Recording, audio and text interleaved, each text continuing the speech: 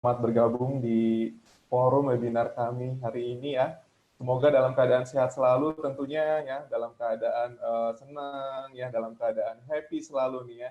Jadi perkenalkan sebelumnya nama saya Ridho Abdul Gofar dari Aromaya Residence ya, yang pada hari ini sebagai moderator nih ya, yang nanti akan menemani teman-teman semua sahabat Aromaya dari awal sampai akhir tentunya. Baik, untuk sahabat Aromaya nih, kita akan kehadiran seorang narasumber yang sangat luar biasa pada hari ini ya, yang nanti akan sharing terkait tema yang sangat menarik nih hari ini ya bagi sahabat Aromaya semua.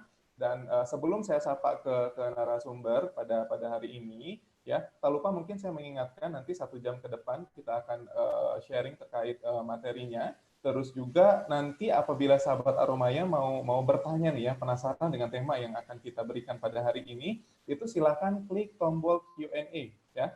Silahkan klik tombol Q&A, mungkin bisa dilihat di bawah screen sahabat Aromaya semua. Jadi jangan nulis pertanyaan di kolom chat ya, nanti nggak akan dibacakan.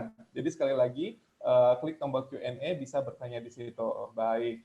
Mungkin selanjutnya saya ingin sedikit sharing tentang Aromaya Residence ya. Mungkin saya akan sedikit share screen. Bentar. Baik, mungkin bisa dilihat sahabat Aromaya semua ya, bahwa Aromaya Resident ini adalah satu hunian yang sangat potensial sekarang ya untuk investasi. Jadi Aromaya Residence ini adalah satu hunian yang betul-betul eksklusif ya, yang berada di daerah Jakarta Selatan, yang didevelop oleh Astra Property dan Hongkong Land tentunya. Jadi kita akan sama-sama membuat satu mahakarya terbaik buat sahabat Aromaya semua, dan memiliki konsep eksklusif home ataupun eksklusif unit ya, yang terintegrasi dengan lifestyle hub. Bisa dilihat sahabat Aromaya semua di sini bahwa kita punya konsep yang sangat menarik, yaitu single residential tower ya, yang nanti akan ada 2 office tower ya di sampingnya, terus juga ada retail and commercial center. Perlu diketahui bahwa Aromaya ini unitnya sangat terbatas sekali, hanya ada kurang lebih sekitar 260-an unit saja. Beda dengan proyek sebelah mungkinnya yang satu tower bisa sampai ratusan, di atas 200 atau bahkan sampai ribuan ya. Jadi kita unitnya sendiri berbeda, jadi sangat eksklusif sekali, dan sahabat Aromaya akan dimanjakan oleh konsep yang kita berikan. Terus juga berbicara lokasi, kita memang berdekatan sekali ya, jadi kita terletak di Jalan TBC Simatupang, Jakarta Selatan, yang di sampingnya sendiri berdekatan dengan fasilitas yang sangat luar biasa ya. Itu kita berdekatan dengan Klinik Mata Nusantara, terus juga ada Siloam Hospital, dan juga apabila sahabat Aromaya mau hangout ke mall, kita dekat dengan Cilandak Town Square, terus juga ada Pondok Indah Mall tentunya. Baik, dari sisi fasilitas kita memang menyuguhkan satu fasilitas yang sangat menarik yang mungkin tidak bisa ditemui di proyek lain nih sahabat Aromaya ya. Jadi kita punya konsep di Only Olympic Lane Skypool yang ada di Jakarta nih sekarang. Jadi ini bisa dibayangkan sahabat Aromaya berada di sini ya, berada di atas, bisa merasakan sensasinya berada di ketinggian ya. Jadi bisa melihat, merasakan double view ya. Jadi view ke utara itu menghadap ke city, dan view ke selatan menghadapan ke Pegunungan Salak. Itu sangat luar biasa sekali. Baik, dari sisi construction-nya juga kita bekerja sama dengan builder yang sangat luar biasa ya, yaitu salah satunya adalah Akset. Ya, Akset ini adalah salah satu member dari Astra Group juga ya, dan salah satunya lagi ada Wahab. Wahab ini sebagai informasi bahwa Wahab adalah builder ternama ya, salah satu builder ternama dari Singapura yang ngebangun Jewel Changi Airport and Garden by the Bay. Wow, saya rasa ini sangat luar biasa sekali, yang nanti kita akan bersama-sama membangun Aromaya Residence ya.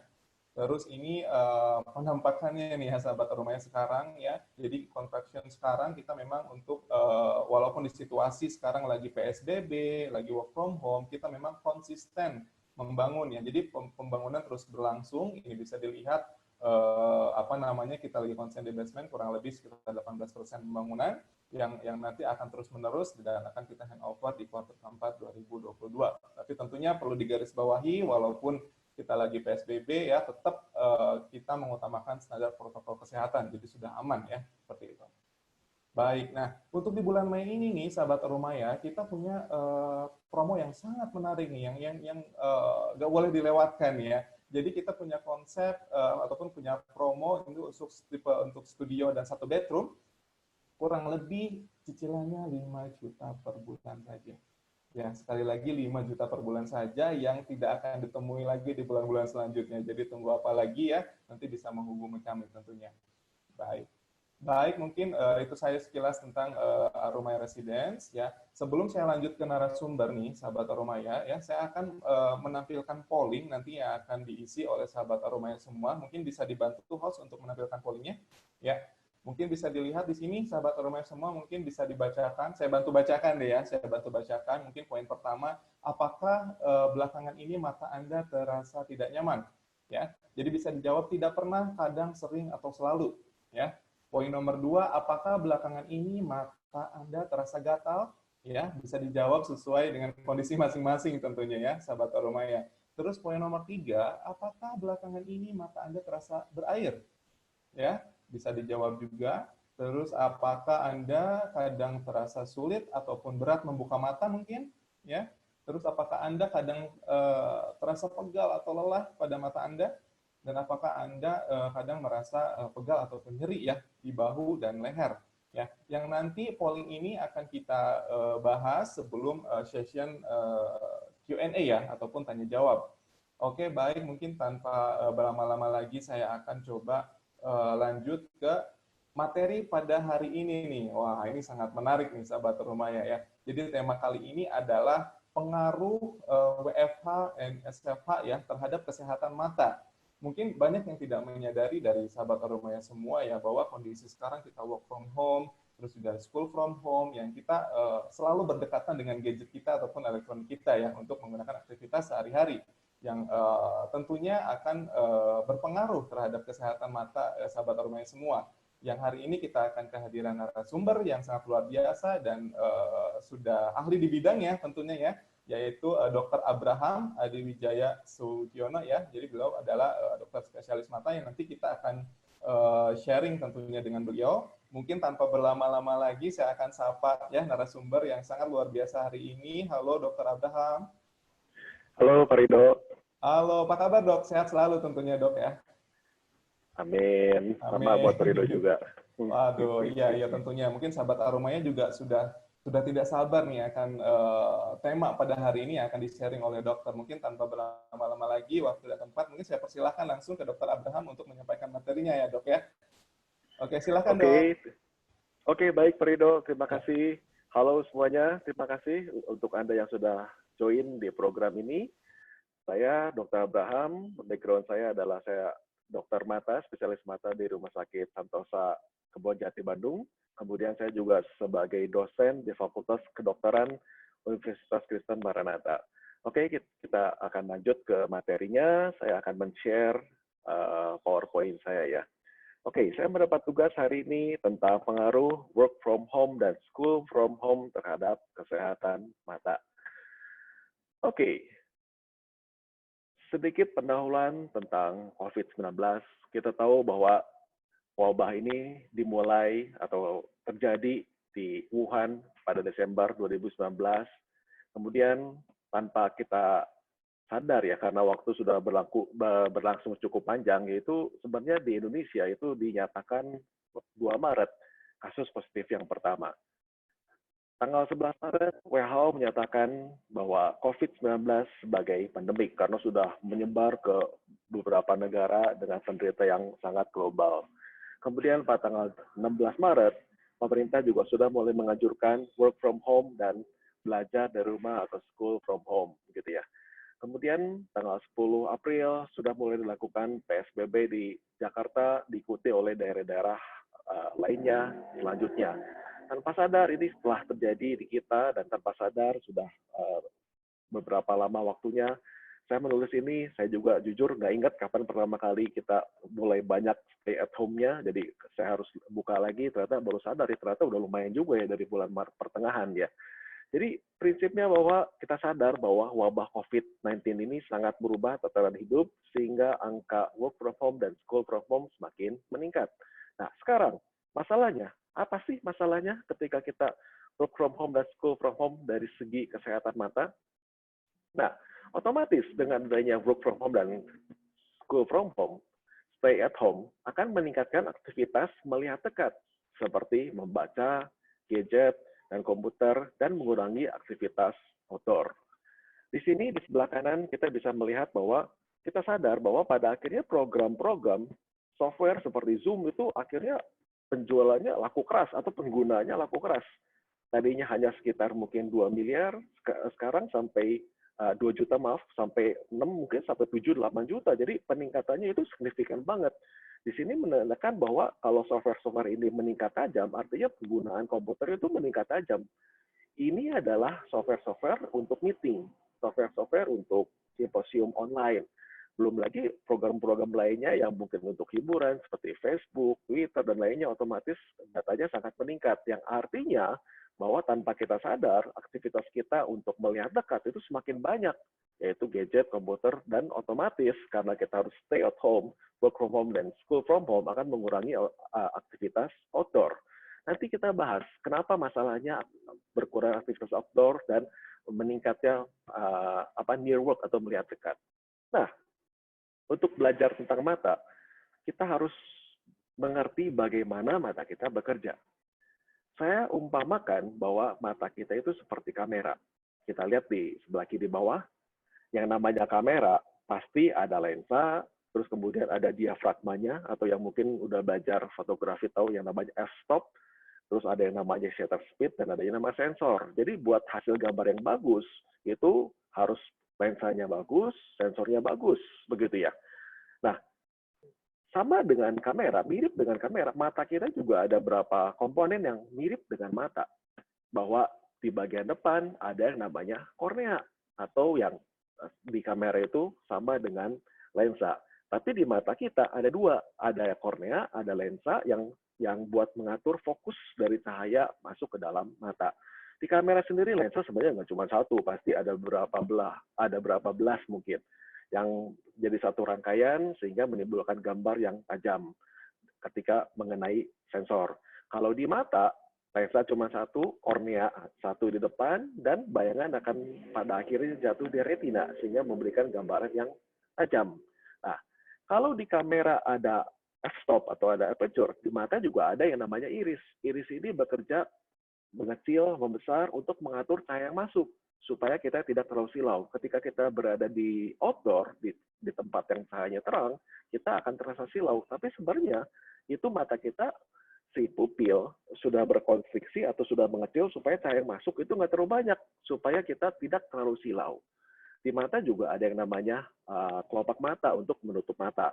Kalau pada kamera, ketika kita tekan shutter, itu artinya shutter membuka sebentar sesuai dengan waktunya, untuk supaya gambar terkena di sensor dan masuk ke memory card.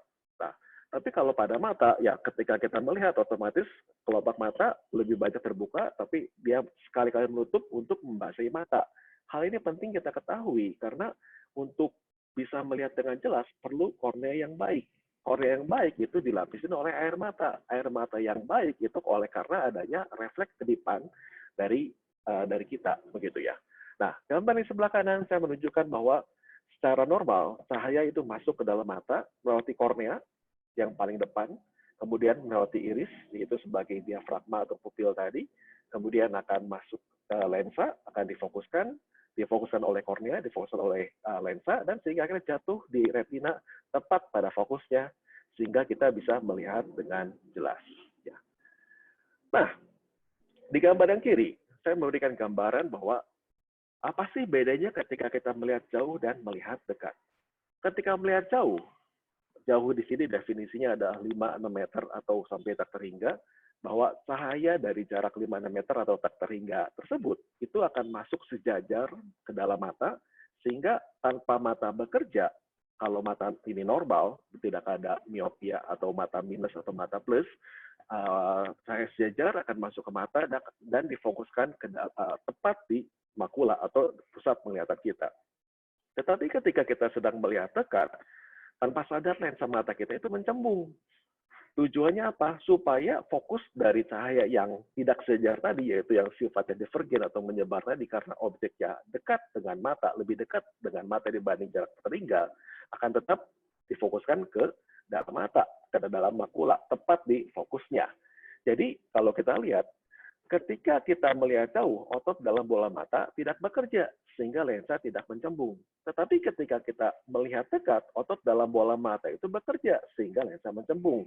Ini saya berikan garis merah dan lingkaran. Di situ kelihatan banget bahwa ototnya ketika kita melihat dekat atau sedang berakomodasi, itu ototnya bekerja sehingga dia lensa mencembung dan otot juga seolah-olah lebih lebar ya, supaya si sonula atau tali-tali yang memegang lensa itu lebih tidak tegang begitu. Dibandingkan dengan mata yang mohon maaf, maksud saya di bawahnya ada tulisan akomodasi, sedangkan yang tulisan hijau ada tulisan relax, artinya mata tidak bekerja, bahwa sonula akan lebih tegang sehingga lensa itu cenderung lebih pipih, tidak cembung begitu ya. Di sini kita mengerti bahwa ketika mata kita melihat dekat, mata kita bekerja karena ototnya bekerja. Dan di sini akhirnya kita tahu bahwa ketika mata bekerja, otot bekerja, ini yang bisa menimbulkan kelelahan pada mata. Nah, sekarang kita masuk ke tema utama kita. Apa sih pengaruh work from home dan school from home terhadap kesehatan mata? Nah, melihat dekat dengan intensitas tinggi dapat menyebabkan gangguan mata dengan diagnosis atau dengan penyakit yang, ya jadi kalau saya sebagai dokter ada pasien dengan keluhan yang tadi ada jawab di pooling, itu akan saya masukkan diagnosis ke salah satu di bawah berikut, yaitu bisa yang namanya digital eye strain atau disingkat dengan DES atau computer vision syndrome atau CVS.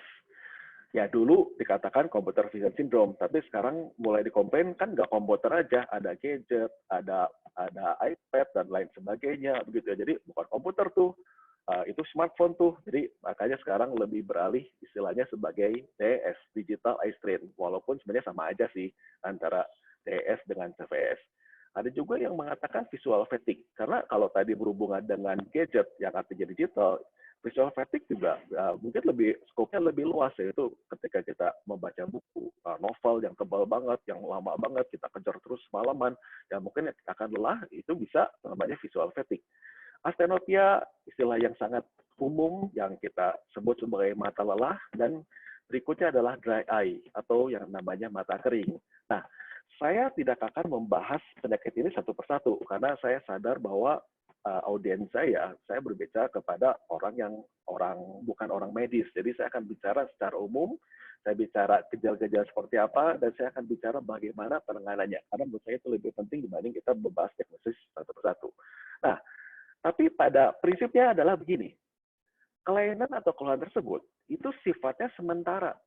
Jadi artinya ketika melihat komputer setelah berapa jam, sore, malam hari, kerasa pedih di mata, kerasa pegel di mata, tapi setelah istirahat membaik. Nah, ini sifat khas dari keluhan-keluhan tersebut di atas. Intinya sifatnya sementara, transient, not persistent. Artinya tidak terus-menerus. Tapi kalau misalkan keluhannya loh kok buram terus ya, istilahnya besoknya masih buram, bangun tidur tetap buram, tidak pernah membaik lagi. Nah, mungkin ada penyakit mata lainnya yang mungkin lebih perlu penyelidikan atau perlu pemeriksaan lebih lanjut. Tapi kalau diagnosis yang tadi saya sebut tadi, yaitu DS, CVS, visual fatigue, astenopia, dan dry eye, itu sifatnya transient, not persistent. Oke, jadi saya pikir itu yang penting banget yang perlu kita ketahui. Jadi dengan ini saya berharap setiap pendengar jadi nggak perlu khawatir ya kalau kadang-kadang pegel, kadang-kadang lo kok buram ya, tapi terus lebih jelas lagi setelah istirahat membaik, itu biasanya ya tidak berbahaya, cuman betul bisa sangat mengganggu, tapi tidak berbahaya buat mata. Ya. Nah, lebih lanjut lagi, keluhan-keluhan tadi yang saya sebut, itu sebenarnya pada dasarnya kita bisa bagi dua. Keluhan eksternal, itu keluhan yang di luar atau keluhan di permukaan mata, dan keluhan internal, itu keluhan yang di dalam mata. Keluhan eksternal, contohnya apa? Perih, mata nggak nyaman, rasa kering, rasa mengganjal mungkin, rasa benda asing, rasa berpasir, rasa iritasi, rasa terbakar, gatal, atau bisa juga berair. Ya, walaupun tadi kering terus berair, itu sebenarnya satu skenario. Jadi mata kita normalnya itu lembab. Tetapi ketika menjadi kering, maka mata menjadi kurang sensitif. Ketika mata kurang sensitif, maka refleks berkedip akan berkurang. Ketika refleks berkedip akan berkurang, kita tahu ketika berkedip sebenarnya mata sedang membasahi permukaan mata. Kelopak mata sedang membasahi permukaan mata. Jadi Sehingga normalnya itu kita sering berkedip supaya permukaan mata basah. Tetapi karena mata kering dan menjadi tidak sensitif, maka menjadi jarang berkedip, akibatnya mata kering. Nah, ketika kering, akibatnya kemudian suatu kali dia baru sadar bahwa mata itu kering banget, sehingga dia memerintahkan air mata buat keluar, sehingga ujungnya mata berair. Jadi seringkali pasien-pasien saya juga agak bingung ya ketika saya bilang satu kering, terus tiba-tiba ujungnya berair. Jadi kering kan nggak berair, kalau berair kan nggak kering, tapi sebenarnya dari skenario cerita itu awalnya kering, baru akhirnya menjadi berair. Nah, itu keluhan yang sifatnya eksternal, keluhan yang sifatnya di luar. Nah, tetapi keluhan lainnya juga bisa bersifat sifatnya internal, yaitu di dalam. Contohnya rasa lelah, rasa pegal, rasa berat di mata, kayak ngantuk terus, nyeri pada mata, sakit kepala di belakang mata, melihat jauh buram, melihat dekat buram, atau kesulitan fokus ya dari dekat terus melihat jauh kok buram dulu ya, baru lama-lama jelas. Itu dari jauh jelas, tapi ketika melihat dekat kok buram dulu ya, baru akhirnya bisa melihat dekat dengan jelas. Kemudian bisa juga disertai dengan nyeri, pegal pada bahu, dan otot leher. Ini keluhan sifatnya internal. Dan pada dasarnya, ketika kita mengetahui hal ini kenapa terjadi, kita akan mengerti bahwa sebenarnya kalau keluhan eksternal itu biasanya, banyaknya, seringnya terjadi karena masalah air mata. Artinya air matanya cenderung kurang, begitu. Tetapi keluhan internal biasanya terjadi karena masalah kelelahan entah otot, entah masalah kelelahan saraf. Biasanya sih cenderung masalah otot. Tadi waktu diagram tentang mata yang seperti kamera, kita tahu ketika mata melihat jauh, otot tidak bekerja. Tetapi ketika melihat dekat, otot bekerja. Yang namanya otot bekerja, pasti suatu titik akan sampai titik lelah. Dan sehingga akibatnya timbullah keluhan seperti pegel pada mata, nyeri pada mata, dan kalau misalkan posisi salah, ya mungkin bahu juga ikut pegel, leher juga pegel, walaupun dia jelas berbeda dengan otot di mata. Ya, oke, saya maju lagi. Jadi gimana cara mengatasi keluhan mata pada saat work from home dan school from home? Ya, pertama, jadi tadi kita udah tahu ya masalahnya dalam sama luar, yaitu masalah air mata dan masalah otot atau saraf. Gimana cara mengatasi masalah air mata? Yang pertama yang paling gampang, sering mengedipkan mata. Jadi tanpa sadar, berkedip adalah suatu refleks yang normal. Namun, penelitian menunjukkan bahwa ketika kita berada di depan komputer, mengerjakan sesuatu yang lebih sulit atau yang lebih fokus, ada kecenderungan mata kita jadi seolah-olah lupa kedip. Dan ketika lupa kedip, akibatnya nggak ada mekanisme yang membasahi permukaan mata.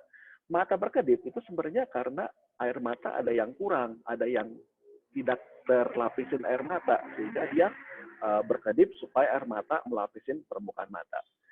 Terus berikutnya, tidak menggosok mata dengan apapun. Saya sering joking, apalagi dengan amplas ya. Karena saya percaya, mata itu diciptakan untuk melihat, bukan untuk digosok. Kulit aja kita garuk, pasti suatu kali luka, lecet, bisa berdarah. Mata juga sama. Sebenarnya kita gosok, itu sebenarnya memberikan luka di dalam mata yang mungkin kita nggak sadar. Buktinya gampang, ketika habis gosok mata, seringkali kita ngerasa perih di mata. Jadi, yang paling bijak adalah tidak menggosok mata dengan apapun. Nah, sekarang gimana kalau misalkan kita nggak boleh gosok mata? Ya tadi, balik lagi yang pertama, ya kedipin aja matanya. Atau berikutnya adalah yang ketiga, menggunakan air mata buatan. Nah, obat tetes mata itu banyak banget. Mana yang baik? Ya pokoknya obat tetes mata overall sih oke yang buat air mata buatan ya. Tetapi otomatis saya lebih menganjurkan yang jenisnya tanpa bahan pengawet, non-preservatif. Kenapa? Karena kalau bahan pengawet sebenarnya itu bisa merusak permukaan mata walaupun sifatnya reversible. Artinya obatnya stop, permukaan mata sembuh lagi. Jadi lebih baik yang tanpa bahan pengawet, karena kalau tanpa bahan pengawet, kita bisa menggunakan sebebasnya. Sebebasnya artinya sehari mau sekali, mau 2 kali, 4 kali, 16 kali, 32 kali, silakan. Seperlunya. Begitu. Nasihat berikutnya adalah banyak minum, jaga kebersihan dan kelembaban udara. Karena suka nggak suka, ketika udaranya sangat kering, ketika kelembaban sangat rendah, ketika udara kotor, maka sangat mungkin air mata kita gampang menguap. Belum lagi kalau kita kurang minum, sehingga mata akan cenderung lebih mudah kering. Tetapi kalau kita menjaga kebersihan mata, kita menjaga kelembaban udara, otomatis mata tidak mudah menguap, sehingga mata lebih sulit kering dibandingkan dengan kondisi yang AC terlalu kuat gitu ya. Berikutnya menjaga kebersihan mata. Ya suka nggak suka mata kita sebenarnya tanpa sadar ada air mata yang dilapisi oleh minyak yang dihasilkan oleh kelenjar minyak di bagian mata. Nah, ketika kebersihan mata kurang, sangat mungkin kelenjar minyak ini tersumbat. Nah, karena tersumbat maka air mata tidak dilapisi oleh lapisan minyak tersebut sehingga air mata gampang menguap. Nah, ketika gampang menguap akan cenderung lebih kering dibanding yang normal. Dan kemudian yang terakhir, kita harus atur posisi ergonomis. Disarankan tinggi monitor sejajar level horizontal mata.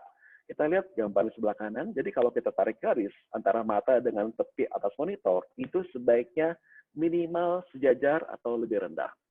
Tidak dianjurkan lebih tinggi. Kenapa? Tanpa sadar, kalau misalkan monitor posisinya lebih tinggi, ada kecenderungan kita membuka mata lebih lebar. Ketika kita membuka mata lebih lebar, akibatnya apa? Ya kayak, mohon maaf, kayak kita menggantung cucian, otomatis kita buka sebesar-besarnya, betul, supaya lebih gampang kering. Artinya, mata kita kalau blow atau lebih lebar, otomatis akan lebih gampang kering dibanding mata yang lebih sipit, seperti itu. Gitu. Jadi, posisi ergonomis penting buat mata, supaya mata tidak mudah kering atau air mata tidak mudah menguap gitu ya.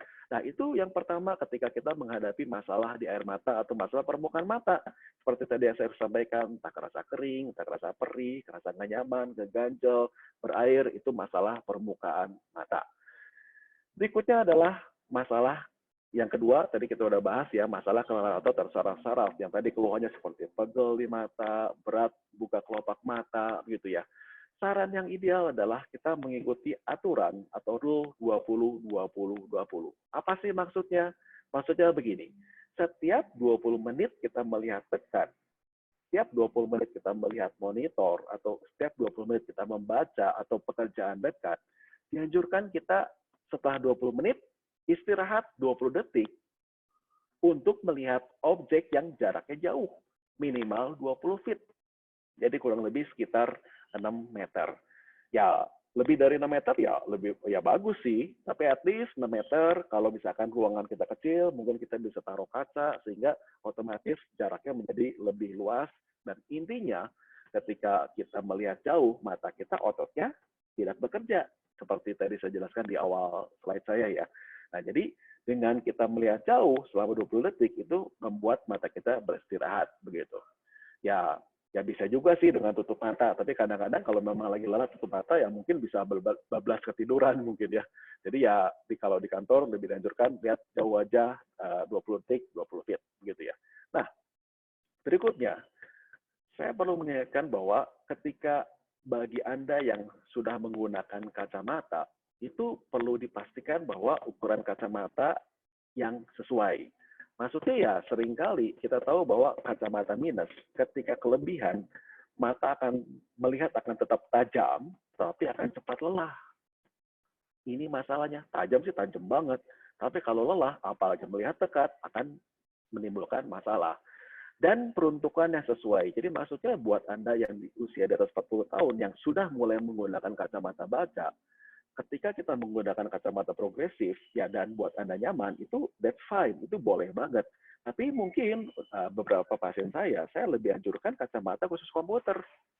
Jadi ketika kita menggunakan kacamata progresif dan tinggi monitor sejajar dengan mata kita, otomatis ketika kita mau membaca monitor, kita akan cenderung menengadah mata kita supaya kita bisa menggunakan bagian kacamata yang sebelah bawah. Akibatnya kita harus tengadah supaya bisa melihat komputer dengan jelas. Akibatnya posisinya menjadi posisi paksa.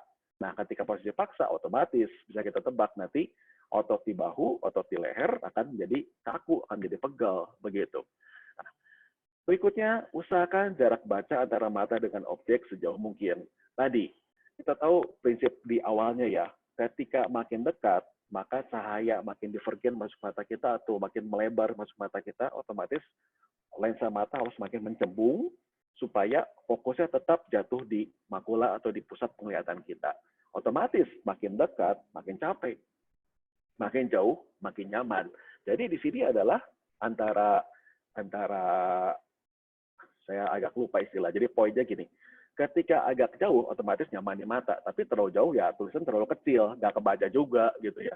Tapi kalau terlalu dekat ya otomatis tulisan lebih besar, tapi otomatis ya kita kan lebih cepat lelah. Jadi artinya kita atur usahakan jarak baca itu senyaman mungkin.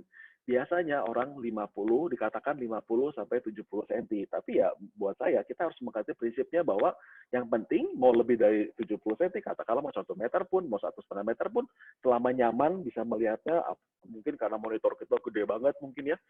Jadi ya nggak masalah, karena lebih jauh akan lebih tidak membebankan otot mata, lebih nyaman. Tapi jangan lupa ketika terlalu jauh, mungkin tulisan terlalu kecil, jadi kita akan sulit membaca. Jadi ketika kita perlu lebih fokus, akan lebih capek juga buat kita, gitu ya. Nah, bagaimana tentang monitornya, tentang tulisannya? Ya otomatis tadi lebih baik, lebih besar ya lebih baik, karena bisa lebih jauh. Kontrasnya lebih kontras ya pasti lebih enak begitu dibanding antara tulis hitam dengan background putih pasti lebih gampang dibaca dibandingkan dengan abu-abu background pias putih gitu ya. Jadi akan lebih sulit begitu. Jadi makin kontras makin enak dan terang senyaman mungkin. Jadi kita bisa atur brightness monitor kita secukupnya. Kalau saya prefer brightness serendah mungkin yang tapi tetap senyaman buat saya begitu. Jadi jangan terlalu terang tapi paling kurang terang, tetapi tetap nyaman buat saya. Tapi saya atur bahwa lampu di sekitar saya itu cukup terang, sehingga istilahnya nggak antara monitor dengan ruangan nggak kontras jauh, begitu ya. Jadi nyaman buat mata, gitu, membuat kita menjadi lebih rileks. Nah, saya udah bahas tentang pencahayaan ruangan cukup terang ya. Tadi saya sudah singgung bahwa sebaiknya cahaya tetap terang dan untuk masalah posisi ergonomis sangat penting. Saya menemukan di internet yang namanya ada Perhimpunan Ergonomi Indonesia. Mereka menyusun suatu e-book dalam bentuk PDF. Saya pikir bagus banget untuk dibaca, khususnya buat orang-orang yang sering work from home ya, karena mereka mengatur bagaimana cara duduknya, bagaimana ruangannya, bagaimana cahaya, bagaimana udara dan sebagainya. Jadi Anda bisa lihat di www.pei.org.id. Saya pikir ini bagus sekali gitu ya. Tapi dalam konten hari ini saya akan membahas khusus yang mata saja. Oke. Nah, sekarang tadi tentang work from home. Sekarang kita bahas tentang school from home. By the way, sebenarnya istilah school from home itu kalau mau jujur nggak ada ya. Ya jujur ini gara-gara COVID sih sebenarnya, yang keroknya COVID gitu ya. Jadi sebenarnya nggak ada tuh school from home. Adanya homeschooling paling ya, atau kuliah online. Tapi sebenarnya nggak ada istilah school from home. Tapi nggak apa-apa kita taruh sebagai judul supaya orang penasaran ya, supaya orang jadi bertanya-tanya ya, istilah apa tuh. Jadi ini sebenarnya istilah baru nih. School from home ini istilah baru gara-gara COVID doang ya. Kita berharap school from home jadi nggak perlu lagi, karena kita tahu anak-anak perlu sosialisasi, anak-anak perlu ketemu teman, perlu berinteraksi. Jadi otomatis yang namanya online schooling dibandingkan dengan tatap muka itu sangat berbeda begitu ya. Nah, kita tahu bahwa secara umum aktivitas melihat dekat merupakan faktor resiko yang signifikan secara statistik untuk terjadinya miopia atau rabun jauh, dan hal ini terjadi sampai usia sekitar 20-an. Jadi kalau kita lihat di gambar yang sebelah kanan, ini adalah data dari data penelitian. Jadi artinya namanya data ya ini sesuatu yang pasti ya. Jadi artinya bahwa banyaknya perkembangan miopia atau perkembangan rabun jauh atau yang menggunakan kacamata minus itu ternyata mulai dari usia sekolah. Kita lihat di sini kurang dari 10 tahun, berarti awalnya mungkin di usia sekolah ya, sampai terus meningkat dengan hebat, dan dia mungkin berhenti di umur sekitar 25-an, kurang lebih ya. Ya, artinya banyaknya sekitar 24 itu udah berhenti. Tapi ada yang sebelumnya sudah berhenti, artinya minusnya nggak bertambah lagi, ada juga yang setelah 24 masih bertambah sedikit-sedikit gitu. Jadi banyak variasi individu begitu. Tetapi secara umum kita menganggap bahwa ketika tubuh masih berkembang, artinya bisa tambah tinggi, otomatis mata juga bisa berubah, begitu ya, masih ada pertumbuhan. Tetapi sampai usia di mana tubuh nggak tambah tinggi, ya kita berharap mata juga nggak banyak berubah begitu ya. Sehingga secara umum kita menganggap bahwa usia perubahan itu usia praksis itu 0 sampai 7 tahun, kemudian usia perkembangan 7, 8, 9 sampai kurang lebih sekitar 24 tahun gitu.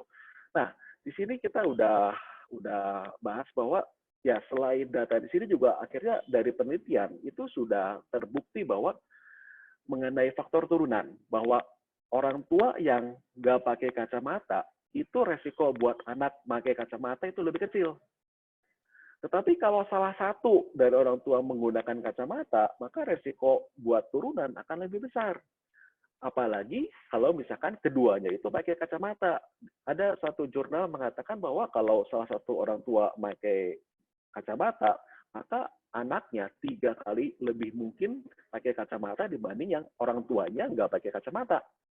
Sedangkan kalau yang kedua orang tuanya pakai kacamata, biasanya itu bisa sampai 6 kali kemungkinannya dibanding orang yang normal. Penelitian lain juga menunjukkan bahwa derajat dari miopia orang tua itu juga pengaruh.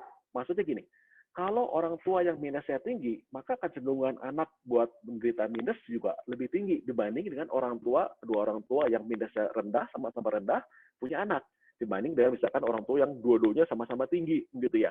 Jadi dari sini kita tahu bahwa memang turunan adalah satu faktor risiko di mana makin berat akan makin cenderung menurun begitu.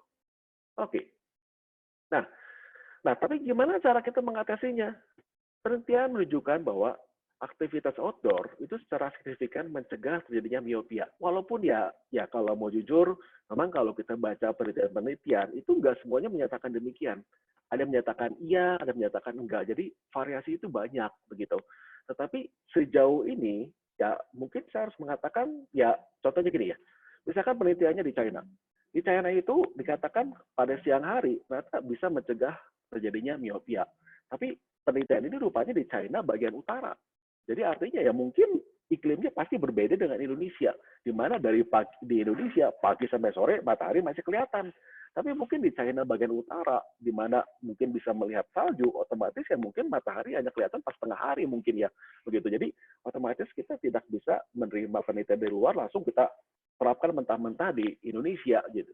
Tapi secara umum, dikatakan bahwa kemungkinan besar aktivitas outdoor itu bisa secara signifikan mencegah terjadinya miopia atau mata minus tadi ya. Karena efek cahaya terangnya, dan karena mungkin otomatis ketika kita outdoor, artinya nggak di indoor dong, artinya aktivitas di dalam ruangan, aktivitas melihat dekat, aktivitas gadget akan cenderung lebih kurang begitu. Jadi para ahli juga masih berhipotesis entah karena efek cahayanya yang memberikan perlindungan atau karena banyaknya di luar, maka aktivitas di dalam rumah jadi lebih kurang begitu ya. Nah, terus yang kedua, penggunaan smartphone dan komputer yang intens lebih menyebabkan terjadinya mata minus atau miopia dibandingkan dengan TV. Prinsipnya gini, penelitian menunjukkan, kecurigaannya begini, saya sekali lagi mohon maaf saya harus bilang curiga ya, jadi artinya ya mungkin aja ada yang mengatakan loh, anak saya enggak kok jungkir balik nonton TV, main gadget tapi nggak minus. Ya betul, jadi sekali lagi biasanya semakin dekat dan semakin lama melihat objek atau melihat gadget akan cenderung lebih menginduksi atau menyebabkan terjadinya miopia, begitu ya. Nah, itu tadi. Jadi kalau misalkan anak kita belum menggunakan kacamata minus, artinya masih normal, maka disarankan untuk kena cahaya atau sering aktivitas outdoor untuk mengurangi resiko terjadinya menjadi mata minus. Tetapi kalau anak kita sudah menggunakan kacamata minus, bagaimana? Ini yang paling bawah. Disarankan penggunaan obat tetes mata atropin untuk membantu menahan progresivitas miopia, begitu ya. Oke, saya lanjut dulu ya. Nanti kalau ada yang kurang jelas, mungkin kita akan masuk ke dalam diskusi aja. Nah, jadi take home message yang bisa saya bagikan begini. Untuk yang work from home, ya lakukan aturan 20-20-20. Karena ini membuat kita ada istirahat, membuat mata kita nggak bekerja terus-menerus, sehingga ada waktu buat santainya, waktu buat otot lebih bernafas lah, seperti itu. Kemudian, gunakan kacamata yang sesuai. Jadi ya kalau misalnya kita menggunakan kacamata buat melihat jauh, sedangkan kita banyak yang melihat dekat, mungkin agak kurang sesuai ya. Mungkin kita bisa perlu adjust supaya lebih nyaman. Saya pernah melayani pasien saya sampai resepkan 3 kacamata baca. Loh, kok bisa 3 sih, Dok? Kenapa 3 kacamata baca? Yang satu, kacamata buat merajut. Satu, kacamata buat baca lagi. Buat baca. Satu lagi, kacamata buat main piano. Karena objek dekatnya berbeda jaraknya, maka kita bisa atur sesuai dengan kebutuhan dan kenyamanan. Begitu ya.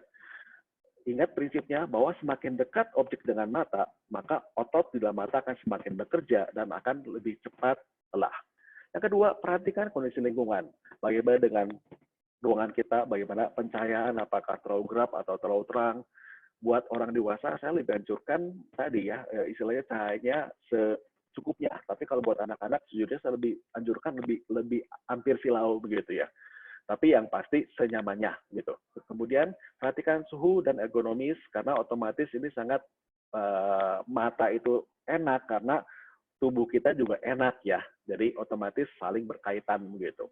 Kemudian saya anjurkan sering berkedip, tidak menyentuh mata dan menggunakan air mata buatan. Karena tadi mohon maaf, seringkali kita memiliki budaya yang kurang pas, di mana ketika mata kita gosok, maka akibatnya dia akan akan cenderung luka di permukaan mata yang tidak kita sadari, sehingga refleks berkedip akan berkurang. Berikutnya, gaya hidup sehat, otomatis suka nggak suka, kalau saya ketemu pasien yang mungkin diagnosisnya kurang jelas ya, tapi ada keluhan, maka saya akan cek 4 hal ini. Bagaimana olahraganya, bagaimana istirahatnya, bagaimana makanannya, bagaimana manajemen terhadap stresnya. Kemudian, yang terakhir, tidak menggunakan gadget sebelum tidur. Karena kita tahu bahwa di gadget itu ada visible light, yaitu cahaya, maksudnya dari Magico Hibiniu, ya, jadi dari warna merah atau warna biru.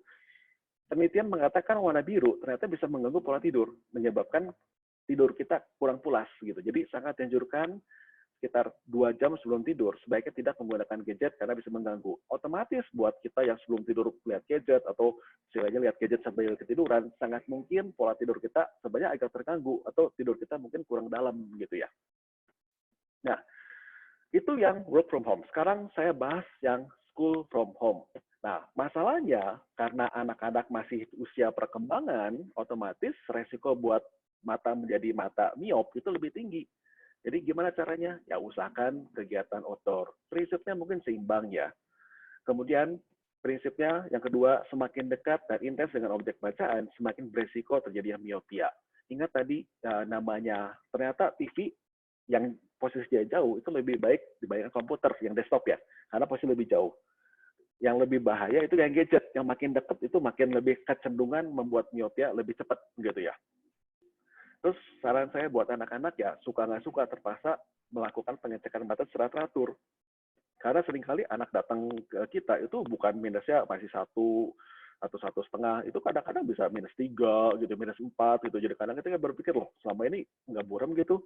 Tapi karena anak tanpa sadar bahwa dia merasa dunia seperti itu begitu. Tapi ketika dicek minusnya udah cukup tinggi. Jadi untuk tahu apakah memang udah minus atau enggak, suka nggak suka terpaksa harus kita cek sih sebenarnya. Atau ya kita bisa bandingkan dengan anak melihat kalender, kita melihat kalender sampai titik mana kita bisa melihatnya begitu. Nah, kemudian buat yang udah pakai kacamata dan cenderung progresif, saya sarankan menggunakan atropin dan tadi aturan 20-20, saya pikir juga baik juga dilakukan buat anak walaupun ya mungkin lebih tantangan ya. Orang tua akan mungkin lebih mudah disiplin, lebih mudah ingat. Kalau anak mungkin akan lebih sulit. Bukan hanya masalah disiplin, tetapi masalah juga anak ini cenderung ototnya masih kuat. Jadi buat dia, mau 20 jam juga mungkin nggak masalah gitu, karena dia masih kuat. Tapi ya kita tahu itu tidak baik buat kesehatan dia, khususnya buat di masa depannya. Gitu ya. Nah, rasanya slide saya sampai sini. Terima kasih buat perhatiannya. Tetap semangat dan sehat. Do the right things and do the things right. Gitu ya. Tetap semangat, tetap sehat. Jangan sampai sesudah lockdown kita menjadi seperti Mona Lisa di gambar yang sebelah kiri ini, gitu ya. Oke, rasanya sampai sini dulu. Saya serahkan kembali ke Pak Rido. Mungkin sudah ada pertanyaan yang masuk, Pak Rido? Terima kasih, Dokter. Wah, luar biasa sekali ya. Saya tertarik sama Mona Lisa ini ya, Dok. Kok bentuknya jadi begitu ya? Lucu sekali ya. Ini pertanyaan sebetulnya sudah banyak nih, Dok ya. Cuman mungkin sebelum lanjut ke Q&A ya, mungkin saya sedikit mau bertanya juga nih, penasaran karena di kondisi sekarang memang kita kan lagi work from home ya. Jadi all the time kita memang di rumah semua. Contohnya mungkin seperti saya kerja di rumah dengan pure menggunakan laptop setiap harinya gitu loh. Karena kadang mungkin sekali meeting bisa sampai 1 sampai 2 jam gitu kan, terus juga mungkin meeting lagi sore, meeting lagi malam bahkan gitu ya, dengan di waktu-waktu tertentu yang sehingga kita nggak kontrol untuk waktu kita sendiri. Sebetulnya maksimalnya kita menggunakan gadget ataupun laptop ini sehari itu berapa jam sih dok yang bagus untuk kesehatan kita dok? Ya. Oke. Makasih Pak Ridho buat pertanyaannya. Prinsipnya gini, ya sayangnya mata itu nggak seperti mesin ya. Mesin itu mungkin secara fisika kita bisa ukur, dia bisa digunakan setelah berapa jam mungkin harus istirahat dulu karena panas mungkin ya, sehingga harus dimatikan dulu, udah gitu baru setelah berapa lama kita boleh nyalain lagi. Mata kita itu hidup gitu ya, kita itu menurut saya sih ajaib ya, tubuh kita itu ajaib. Dan kata lain gini, ya otomatis nggak ada waktunya sebenarnya. Jadi ya berapa lama waktunya, maksimalnya, menurut saya sih kalau kita cari ke perpustakaan pasti nggak akan pernah ketemu gitu.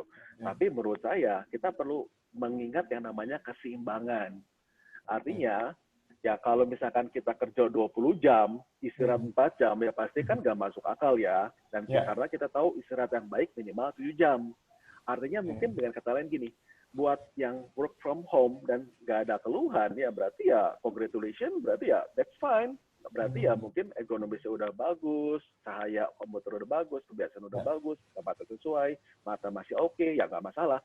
Tetapi buat mereka yang sudah mulai ada keluhan, nah ini mungkin kita perlu evaluasi ya. Jangan-jangan ya mungkin terlalu lama mungkin ya, atau mungkin loh kok Parido bisa 7 jam nggak apa-apa, saya kok 4 jam udah masalah ya. Ya mungkin kita harus lihat juga. Mungkin Parido rajin olahraga gitu ya. Terus kemudian ya posisinya baik gitu ya. Tapi kalau yang cuma tahan 4 jam ya mungkin perlu kita evaluasi. Ya jangan-jangan mungkin ada hal yang kurang sehat. Jadi sehingga perlu diperbaikin. Nah, itu mungkin komen dari saya Parido. Begitu. Oke, luar biasa sekali. Mungkin kalau tadi mungkin kita berbicara soal laptop gitu ya. Mungkin saya lebih spesifik sekarang kita berbicara soal handphone gitu ya. Kadang tahu sendiri ini sekarang udah serba digital yang kita tidak bisa lepas dari handphone gitu ya. Kadang seharian penuh, kadang bahkan sampai ketiduran handphone ditaruh di muka gitu ya sampai pagi gitu ya. Saking kita nggak bisa lepas dengan handphone gitu ya. Mungkin ada tips-tips tersendiri nggak sih dok yang bagus kita menggunakan gadget ataupun handphone tuh seperti apa pengaturannya gitu. Terus juga dari sisi mungkin berapa jaraknya kita bisa menggunakan gadget yang baik, yang sehat untuk mata kita. Bisa dibantu jawab dok. Oke, baik. Ya mungkin saya bagi dulu untuk menjawabnya antara anak-anak dengan anak-anak sampai remaja ya, sampai dengan orang dewasa. Kenapa saya bagi? Kalau usia 0 sampai yang tadi saya bahas 2, 3 atau 24 tahun, sangat mungkin dengan banyak melihat dekat itu sangat mungkin menyebabkan miopia atau mata minus, harus menggunakan kacamata minus gitu ya. Tetapi kalau orang dewasa di atas 2, 3, 24 tahun, apalagi kacamata sudah stabil, itu ya kita berharap udah nggak berubah lagi begitu ya, buat ke depannya begitu. Buat anak-anak, ya otomatis ya kita harus evaluasi. Artinya gini, kalau dengan gaya hidup sehat atau gaya selama ini minusnya stabil, oke, berarti udah lulus ya, berarti udah bagus lah gitu. Otomatis ya, tapi tetap perlu diingat juga kaidahnya makin dekat makin kurang bagus karena mata makin bekerja. Makin jauh otomatis makin bagus karena mata akan cenderung lebih kurang bekerja gitu ya. Buat orang dewasa juga sama. Cuman perbedaannya kalau anak-anak yang usia 0 sampai 2 3 tahun dan remaja, saya harus katakan kita harus lebih berhati-hati karena sangat mungkin nantinya butuh kacamata. Kan sayang ya istilahnya karena pemakaian gadget yang salah gitu ya, akibatnya nantinya menggunakan kacamata minus gitu ya. Nah, tapi kalau buat orang dewasa sebenarnya nggak terlalu khawatir karena kemungkinan buat jadi miopia itu lebih kecil begitu. Tapi kalau terlalu dekat, terlalu terang mungkin ya otomatis akan lebih membuat mata lebih capek gitu ya. Jadi berapa jaraknya? Ya menurut saya sih sebenarnya balik lagi jawabannya relatif. Tergantung tangan kita gitu ya. Kalau saya bilang katakanlah idealnya 75 cm, ternyata pas diukur tangan kita cuma 60 cm. Berarti harus pakai tongkat dong gitu ya. Ya mungkin nggak bisa ya. Betul. Jadi artinya tiap orang bisa berbeda-beda. Tapi menurut saya, ya kenapa nggak kita evaluasi dari apa yang kita alamin. Artinya kalau mata kita selama ini baik-baik aja, ya mungkin gaya hidup kita udah cukup gitu. Tapi kalau misalkan kita masih ada masalah, misalkan mata cepat lelah, nah berarti mungkin ada sesuatu yang perlu kita rubah gitu ya. Oke, Mungkin cukup baik. menjawab Pak Rido ya? Cukup, wah sangat luar biasa sekali dok. Ini kebetulan pertanyaan Oke, sudah makasih. banyak nih dok ya, sudah numpuk nih ya. Ya, Mungkin saya bacakan satu persatu ya. Mungkin ini dari Bapak Iwan Gozali ya. Mungkin saya bantu membacakan ya dok ya. Selamat siang ya. dokter, saya berumur 40 tahun nih dok, gitu ya. Saya rabun dekat, apakah ini bisa disembuhkan dok? Bagaimana nih terapinya? Terus apakah dengan WFH sering lihat HP, komputer gitu, ini bisa memperparah hal ini gitu, memperparah gitu ya. Terima kasih dok. Gitu. Mungkin bisa dibantu. Oke, Ya, oke. Terima kasih Pak Iwan. ya, Kalau Bapak di sini kadang-kadang 40 tahun lebih ya. Ya, iya, saya mau 40 katakan tahun. sama Pak. Saya juga 40 tahun. Kalau Pak Rido, boleh tahu Pak usia Bapak? Oh, usia saya, aduh malu saya nyebutin umur ya. Enggak, saya 30 tahun, saya 30 tahun. Oke, masih jauh lah Pak. Iya, Nah, iya. sebenarnya kalau saya 40 tahun, jadi saya udah boleh mengerti ya. Sebenarnya tanpa sadar saya ketika melihat sesuatu itu harus cenderung lebih jauh, gitu ya. Hmm, Karena ya kemampuan akomodasi waktu anak-anak itu gede banget. Jadi artinya lihat dekat pun itu bisa, kacamata kayak juling gitu ya, itu bisa iya, iya. gitu. Karena kemampuan akomodasi dan konvergensinya kuat. Tetapi ketika mencapai 40 tahun, seolah-olah kemampuan itu akan menurun. Ya, memang derajat penurunan itu berbeda-beda tiap orang. Sehingga akibatnya ketika 40 plus ada kecenderungan kita memerlukan kacamata bantu, yaitu kacamata plus buat membaca Oke. dekat gitu. Hmm, Bisa disembuhkan? So far sih, sorry, enggak ya. Tapi saya pribadi, saya kelahiran 74, sampai saat ini saya nggak pakai kacamata baca rutin ya. Saya punya kacamata, kecuali kalau untuk pekerjaan mekanik gitu yang dekat ya saya hmm, pakai itu. Tapi di luar itu saya belum pakai. Prinsipnya gini, ketika melihat dekat mata kita kerja, begitu ya. Jadi kalau misalkan memang lebih nyaman pakai kacamata, ya menurut saya sih terpaksa kita menggunakan kacamata itu. Tapi buat saya masih cukup nyaman tanpa kacamata baca. Jadi saya belum mau pakai kacamata karena otomatis kacamata baca itu seolah kayak kayak subsidi ya. Jadi artinya mata perlu menjadi plus, tapi karena nggak sanggup maka dibantu oleh kacamata supaya plusnya cukup. Nah, jadi buat saya selama saya nggak terganggu tanpa kacamata baca saya nggak pakai. Nah, tapi nasihat saya buat Pak Iwan, kalau memang artinya gini, kacamata baca dan kacamata lainnya itu sifatnya alat bantu. Jadi kalau mau dibantu silakan, nggak mau dibantu nggak apa-apa. Tapi kalau misalkan nggak dibantu, resikonya apa? Mata nggak akan rusak. Tapi mungkin jadi pegel, mungkin jadi nggak kelihatan, buram, nah seperti itu gitu. Jadi menurut saya sih pada akhirnya pakai senyamannya. Saya nyaman, masih cukup nyaman tanpa kacamata, begitu. Walaupun di dompet saya ada kaca pembesar kalau perlu, kalau kepepet saya pakai juga gitu Pak, gitu.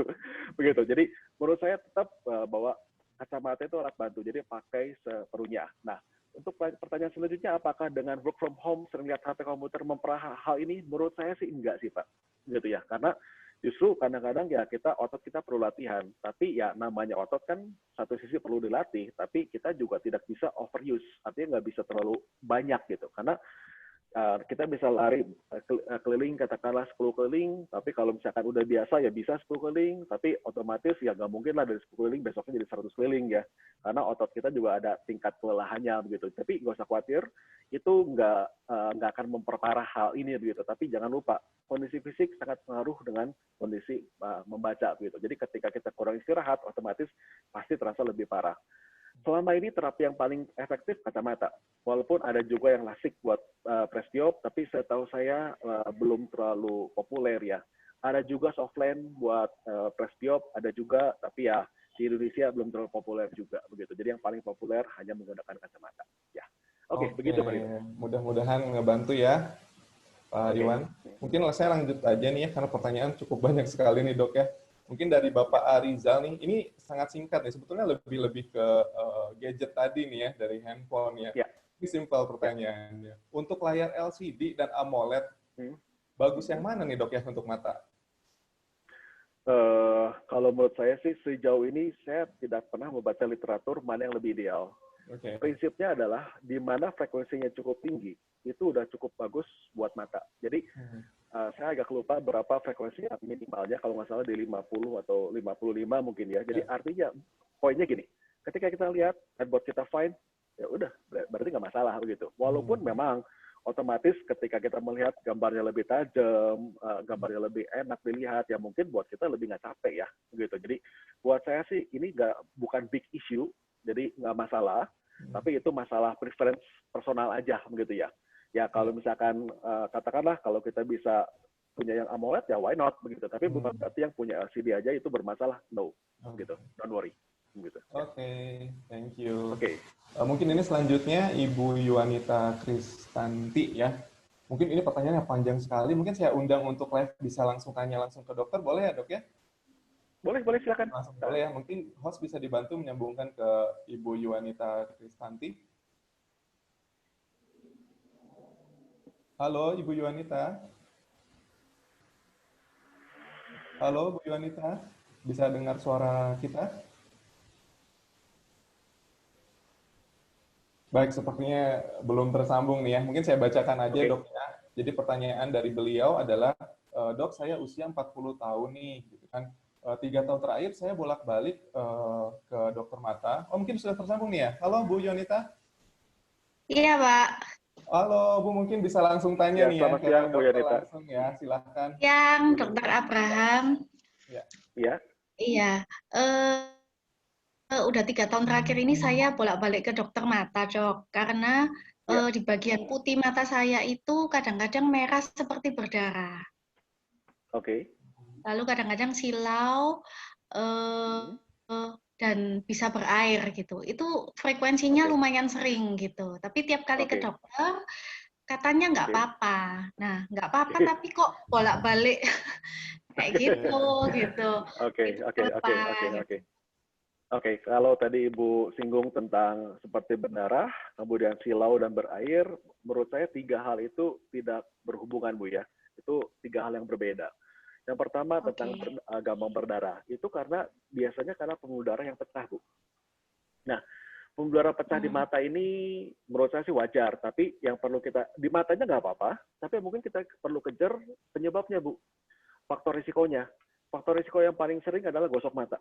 Jadi kalau memang, mohon maaf Ibu Yuanita sering gosok mata, ya berarti dari sini kita perlu belajar bahwa ya paling nggak boleh gosok mata Bu. Itu yang pertama. Yang kedua, penyebabnya adalah karena darah tinggi Bu. Nah, darah tinggi, tekanan pembuluh darah tinggi, akibatnya di mata kebetulan pecahnya di mata, jadi kelihatan banget Bu, begitu ya. Jadi ya kalau ada darah tinggi ya perlu dikontrol. Berikutnya yang sering juga adalah yang judulnya falsafah manuver. Sebenarnya falsafah manuver itu ya di mana tekanan badan kita tinggi. Misalkan karena batuk, karena bersin, karena mengedan, atau karena ngangkat beban berat, gitu ya. Jadi kalau misalkan Ibu merasa bahwa, oh ya betul, saya habis batuk, terus kemudian mata saya jadi berdarah, ya berarti kemungkinan besar gara-gara batuknya itu, Bu. Jadi artinya mungkin kita perlu obatin batuknya, begitu ya. Terus ya berikutnya lagi mungkin karena penggunaan obat-obat kayak pengencer darah Bu, kayak aspirin, clopidogrel itu memang meningkatkan resiko buat terjadinya pendarahan gitu. Tapi menurut saya secara overall gini Bu, kalau misalkan Ibu kejadiannya kadang di mata kiri, kadang di mata kanan, kadang berpindah-pindah begitu ya, nggak terlalu sering, saya sih nggak terlalu khawatir Bu. Tapi kalau memang cukup sering, mungkin terpaksa kita cek laboratorium. Mungkin ada di darah, mungkin ada pembukuan darah yang kurang sempurna mungkin, seperti itu Bu. Tapi overall menurut saya sih nggak masalah gitu, karena jujur kasus buat aneh-aneh di pendarahan subkonjungtiva ini jarang sekali. Jadi Ibu nggak terlalu khawatir Bu. Kecuali memang sering banget, mungkin kepaksa kita cek Bu, begitu. Dan itu keluhan yang berdarah Bu ya. Kalau keluhan lainnya silau, ya menurut saya itu masalah air mata juga sih Bu, atau keluhan berair itu jelas masalah air mata. Jadi tadi Ibu ikutan pooling Bu waktu di awal? Kenapa? Isi pooling. Isi ya, pooling ya. Nah, pooling itu sebenarnya prinsipnya gini.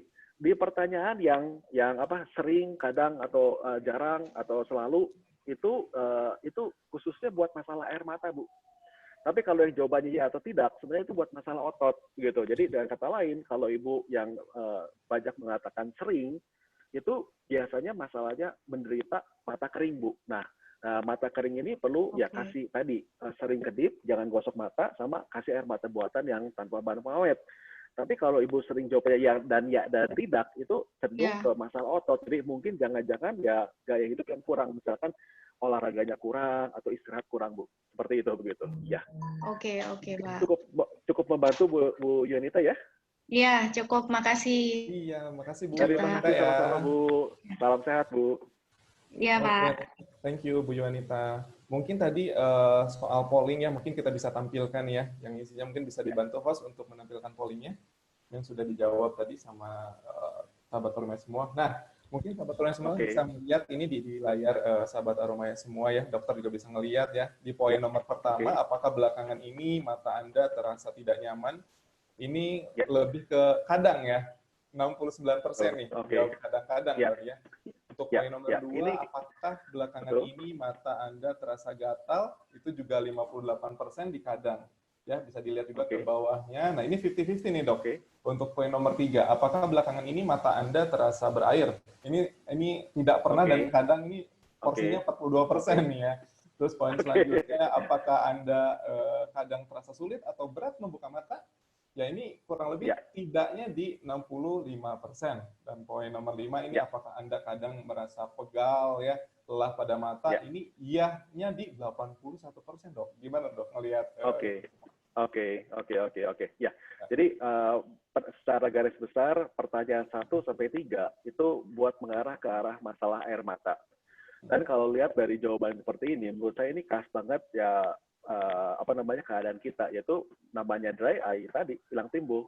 Jadi kadang kerasa, kadang enggak gitu. Jadi wajar banget kalau keluhan paling sering itu dikatakan kadang gitu ya. Jadi Ini 1 normal ya, sampai Dok ya? 3 itu normal Ya. banget, itu masalah air mata. Jadi apa namanya itu ya umum banget ya, tinggal kita atur AC supaya nggak terlalu dingin, sama kita perlu air mata buatan gitu. Tapi yang penting biasanya faktor risikonya menggosok mata gitu.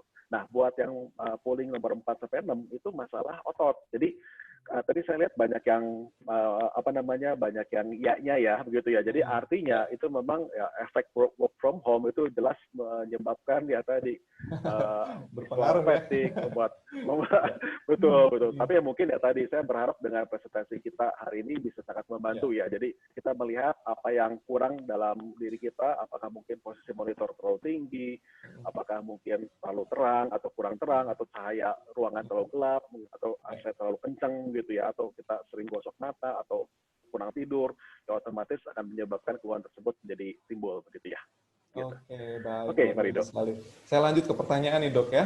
Oke, Ini dari oke. Ibu Monica ya, Ibu Monica Ya. Caroline. Oke, siang, Dok. Saya mau tanya nih, untuk lensa anti blue dan anti radiasi, apakah benar mengurangi resiko radiasi dan mata lelah nih, Dok? Oke. Saya pribadi itu kalau saya lihat dari penelitian-penelitian, memang ini sifatnya masih opsional sih, Bu. Opsional itu dalam arti ya anjuran saya buat Bu Monica itu begini. Ya suka nggak suka, idealnya dicoba sih, Bu. Kalau misalkan Ibu coba dan lebih enak, why not kita pakai terus. Tapi jangan lupa ketika kita pakai lensa blue filter tadi, itu sebenarnya membuat warna agak berubah. Blue filter itu fungsinya memfilter cahaya biru supaya nggak masuk ke mata kita. Kenapa yang biru difilter? Karena cahaya biru ternyata akan mengganggu pola tidur kita, gitu ya. Jadi makanya kalau kita lihat yang katakanlah keluaran-keluaran baru, biasanya suka ada fasilitas blue filter. Tapi sebenarnya itu bukan filternya ya, tapi dia membuat si LCD-nya itu warna birunya dikurangin, sehingga warnanya menjadi ke arah kuning, seperti itu gitu.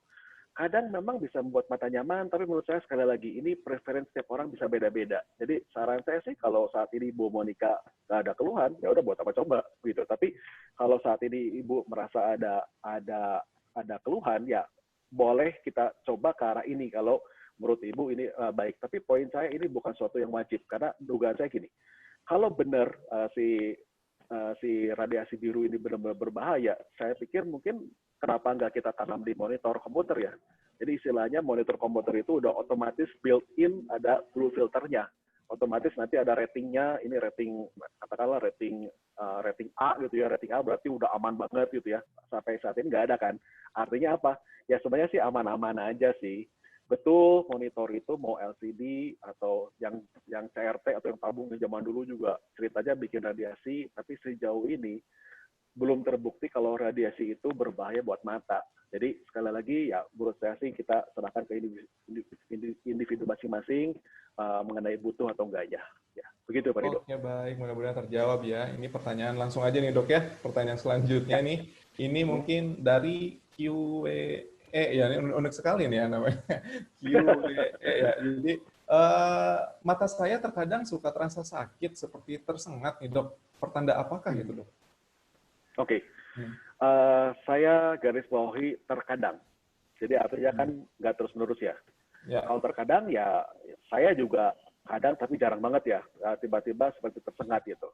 Prinsipnya mata nyaman itu karena ada air mata yang melapisi permukaan mata kita. Jadi kalau tiba-tiba dia tersengat, itu sangat mungkin air matanya keasamannya itu terganggu. Atau mungkin ada keringat masuk atau ada hal lain lagi. Jadi karena keasamannya terganggu, maka dia perih seperti tersengat. Tapi saya katakan menurut saya ini nggak berbahaya gitu ya. Seringkali saya cerita ke pasien gini, bayangin kalau namanya mobil, businya rusak, itu mobil nggak pernah bisa hidup. Pasti mati terus gitu ya. Sama, kalau mata kita ada masalah, logikanya tersengat terus. Nggak enak-enak tuh gitu ya. Jangan-jangan ada benda asing masuk ke dalam mata, maka akan terasa terus mengganjal gitu. Makanya sebelum bendanya dikeluarin, maka mata kita akan tetap ngeganjal terus kan gitu ya. Jadi kalau ini kadang-kadang, ini khas banget buat saya masalah mata kering aja sih. Jadi ya saran saya kalau lagi kerasa tersengat, coba pakai air mata buatan yang tanpa bahan pengawet, itu bisa sangat membantu gitu ya. Ya kalau ditetes masih perih gimana? Tetes lagi sampai suatu kali keasaman mata kita itu sama dengan air mata sehingga nggak kerasa perih lagi. Tapi overall nggak usah khawatir, ini bukan petanda yang gawat atau berbahaya seperti itu gitu. Ya. Oke, langsung aja lanjut ke pertanyaan selanjutnya. Izin bertanya nih dok, bagaimana cara memilih kacamata anti radiasi terhadap sinar UV dan blue light? Dan bagaimana kita tahu nih bahwa kacamata itu sudah tidak layak untuk dipakai nih dok? Saya jawab yang tentang kacamata dulu ya. Kalau buat saya lebih prefer menganggap bahwa kacamata itu alat bantu. Jadi artinya selama kacamata yang Anda pakai nyaman, pakai terus. Nggak peduli udah 1 tahun, 2 tahun, 3 tahun, 4 tahun, silakan. Namanya juga alat bantu. Jadi selama bantuannya enak, why not? Begitu ya. Walaupun ada orang yang satu tahun sekali, 2 tahun sekali, ya boleh juga sih. Tapi kalau mau jujur, saya sih ngeliatnya biasanya gara-gara ada jatah ya. Jadi ada jatah ya kenapa enggak gitu dipakai gitu. Jadi ganti tiap 1 tahun 2 tahun ya why not juga sih begitu ya. Tapi secara kesehatan mata, secara mata menurut saya sih nggak masalah. Kalaupun sampai 3 tahun, 4 tahun, 5 tahun ya selama enak nggak masalah begitu ya. Cuman ya ada untungnya sih kalau kita cek tiap tahun ya jangan-jangan ada kacamata ukuran yang lebih enak lagi dibanding yang sekarang kita pakai gitu ya. Karena kita proses adaptasi mungkin aja kacamata terasa nyaman padahal sudah ada ukuran yang berubah gitu ya. Nah itu soal kacamata. Nah kalau soal UV sama blue light ini kita bicara tentang fisika, tentang optik ya. Jadi suka nggak suka kalau kita pengen tahu bener nggak UV-nya itu bagus atau enggak ya kita harus perlu alat yang membuktikannya. Alat yang membuktikannya itu biasanya di optik-optik itu ada cahaya biru, cahaya UV, bukan biru. Kemudian kita cahaya biru tersebut, cahaya UV itu kita halangin dengan lensanya. Kemudian kita lihat sensornya berubah atau enggak. Logikanya kalau benar anti UV, ketika kita tutup pakai lensa tersebut, maka angka UV-nya langsung 0 gitu. Tapi ketika kita tutup dengan lensa anti UV, tapi angkanya masih ada, berarti dia hanya menurunkan sedikit doang begitu ya. Seperti itu. Jadi ini sifatnya technical, harus di optiknya. Tapi sebenarnya kita punya alat yang buat mengukurnya begitu. Ya. Baik, mungkin untuk pertanyaan selanjutnya nih Ibu Melani ya, mungkin saya undang live aja nih ya. Mungkin host bisa dibantu untuk menyambungkan ke Ibu Melani biar bertanya langsung kepada dokter. Halo Bu Melani. Halo. Halo. Ya, siang dokter. Bisa langsung bertanya ya. Iya, ini tadi pertanyaan saya sebenarnya sudah dijawab sih mengenai yang blue filter yang di depan. Tapi saya ada pertanyaan lanjutan mengenai ini kan semua masih pada WFH ya. Pertanyaannya adalah kira-kira asupan atau vitamin apa sih dok yang baik dikonsumsi ya? Maksudnya dalam minimal sehari kita harus makan itu gitu atau apa gitu supaya mata ini bisa tetap sehat gitu. Karena kalau saya sendiri saya minusnya juga udah cukup tinggi nih, udah 6 gitu. Jadi karena keseringan WFH sekarang malah kadang-kadang rada berbayang-berbayang gitu sih dok. Kalau ngeliat sesuatu. Paling itu sih lebih ke arah vitamin sama asupan. Thank you dokter. Terima kasih. Thank you Bu Melani buat pertanyaannya. Tapi menurut saya sih Ibu gak usah khawatir tentang minusnya. Kelihatannya sih orang dewasa itu sulit buat bertambah. Lagi pula kalau yang namanya minus bertambah itu lihat cowoknya buram, bukan lihat komputernya buram. Tapi kalau lihat komputernya buram, sangat mungkin masalah air mata aja. Atau masalah kelelahan, gitu ya. Nah, saya coba jawab yang tentang asupan ya.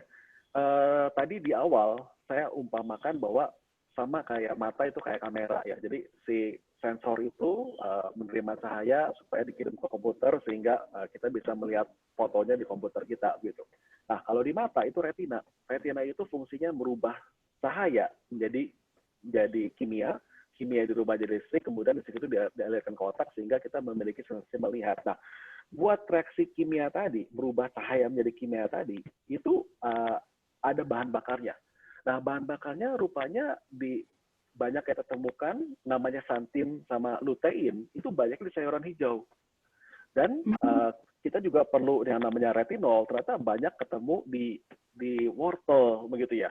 Jadi, menurut saya, selama kita cukup mengonsumsi wortel, cukup mengonsumsi sayur-sayuran, sebenarnya kita nggak perlu tambahan suplemen sebenarnya. Tapi kalaupun mau kita jaga, ya why not juga, gitu ya. Vitamin buat mata yang mengandung lutein, santin, dan vitamin A itu 1001 macam, banyak sekali. Mana yang baik? Saya lebih prefer ganti-ganti sih, Bu, kalau mau jujur. Jadi, kenapa? Karena kita tahu komposisi beda-beda, ukuran beda-beda, jadi dengan kita ganti-ganti, buat saya itu saling melengkapi gitu, Bu. Karena pada akhirnya saat ini kita belum bisa tahu, tubuh kita perlu zat apa aja ya, kita nggak bisa sedetail itu. Tapi kita tahu bahwa kita butuh saat itu, tapi kita tahu juga di obat-obatan itu ada yang ada nggak ada. Di sini ada, di sini nggak ada. Gitu. Jadi saling melengkapi. Jadi saya prefer kalau perlu ganti-ganti. Dan waktunya pun saran saya, mungkin kita nggak perlu tiap hari. Kalaupun suplemen mungkin 2 hari, 3 hari, tergantung kebutuhan. Selama makanan kita baik, artinya variasinya bagus, ada sayur-sayuran, menurut saya sih kita nggak perlu sibuk, karena udah cukup dari zat seperti itu. Begitu. Tapi mungkin ya balik lagi, kita lihat keseimbangan kita, apakah olahraga kita cukup, makanan kita bagus, manajemen terhadap stres, sama istirahat kita, Bu. Gitu. Yang seperti tadi saya bahas 4 hal tadi, Bu. Gitu. Ya. Oke, berarti sayur itu ada vitamin A-nya juga ya, Dok, ya berarti ya? Yang tadi apa? Vitamin A Lutein. nggak ada, Bu. Oh, apa tadi lutein? Itu, ya, lutein dan santin itu di sayur hijau, betul. Tapi kalau vitamin A itu adanya di wortel atau di buah-buahan yang warnanya tua, gitu ya. Begitu. Oh, oke, jadi harus ada kesinambungan antara vitamin A dan juga tadi lutein dan yang tadi itu ya? Betul sekali, Bu. Betul. Jadi nasihat orang tua buat mata sehat sebenarnya kalau wortel doang kurang tepat, Bu. Harusnya ditambah sayuran hijau. Begitu. Iya. Sip, terima kasih, Dokter. Oke, sama-sama Bu Melani, terima kasih. Semoga terjawab ya Bu Mel ya. Lanjut lagi ke pertanyaan selanjutnya. Ini dari Marlin Bandung nih. Wah, dari Bandung nih kayaknya nih, Dok. Dok, izin bertanya nih, apakah yang dapat kita lakukan nih seperti minum vitamin matakah untuk mencegah kelelahan mata, mengingat kami sekarang masih harus WFH nih, Dok. Apa yang mesti dilakukan? Oke, nanti balik lagi di slide saya ya tentang yang work from home ya. Jadi menurut saya sih ya ada beberapa hal yang perlu kita lakukan. Misalkan kita mungkin secara besar kita lihat dari tadi bagaimana istirahat kita, bagaimana olahraga atau aktivitas kita, bagaimana makanan kita, dan bagaimana manajemen stres kita. Itu otomatis kita harus baik dulu di 4 hal ini gitu ya. Setelah 4 hal ini cukup baik, PR kita beres, kita masuk ke masalah ergonomis. Apakah jaraknya cukup ideal antara monitor atau pekerjaan dekatnya itu antara buku, penulis, atau gadget apapun juga cukup ideal. Bagaimana mungkin nggak kita bisa lebih jauhin, keterangannya mungkin kita bisa atur, apakah lebih terang atau lebih redup, dan cahaya ruangan juga kita atur. Berikutnya ergonomis tubuh gitu, idealnya kan mata kita ditarik garis itu sejajar dengan tepi atas monitor. Kemudian kemudian apakah punggung kita dia lurus gitu ya, dan tangan kita itu sudut 90 derajat dengan meja gitu. Jadi kita bisa atur seperti itu supaya kita mencegah sebenarnya mencegah mata juga mencegah yang lainnya juga ya. Yang kita tahu namanya komputer vision itu kan bukan mata aja yang lelah, tapi di leher sama di bahu seperti itu begitu. Ya. Terus kemudian vitamin ya memang kadang-kadang yang mungkin bisa kita bantu dengan doping ya, seperti jawabannya ke Bu Melani tadi. Tapi ya sekali lagi kalau asupan kita cukup sebenarnya mungkin nggak terlalu penting ya. Jadi paling penting makanan kita harus jaga, makanan yang alamiah, yang sayuran buah-buahan. Tapi kalau kebetulan workload kita lagi tinggi, kita banyak melihat tekat, yang mungkin nggak ada salahnya lah sekali-kali kita bisa dibantu dengan vitamin yang kandungan vitamin A, lutein, dan santin. Begitu.